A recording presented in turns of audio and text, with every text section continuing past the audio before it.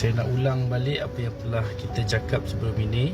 Baik, tadi saya ada terima satu soalan yang bertanya tentang apa dia maksud pelepasan kebankrapan. Pelepasan kebankrapan, kalau kita nak fahamkan bahasa mudah dia, bebas bankrupt.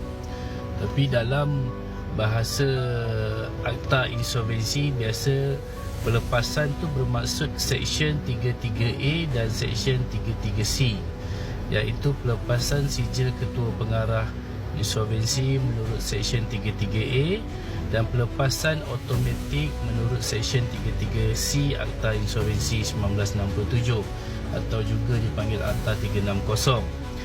Pelepasan ataupun bebas bankrupt bermaksud, ini kena rujuk pula kepada Seksyen 35 yang mengatakan sekiranya seseorang bankrupt telah dilepaskan dengan perakuan sijil ketua pengarah insolvensi, bahawa segala hutang yang difailkan, iaitu hutang-hutang di dalam POD, Proof of Debt, borang bukti hutang yang telah dituntut kepadanya sewaktu beliau bankrupt, iaitu bankrupt selama 5 tahun, 10 tahun dan beberapa tahun sekalipun, sekiranya dilepaskan di bawah Seksyen 33, bermaksud dia tidak perlu membayar lagi segala hutang-hutang yang telah dituntut di dalam POD tersebut.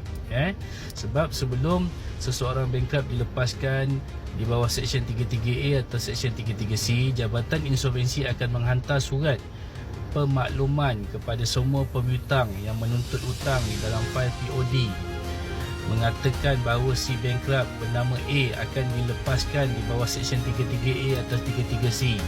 Jadi pemihutang yang hendak membantah sila buat bantahan dalam masa pada tarikh tersebut.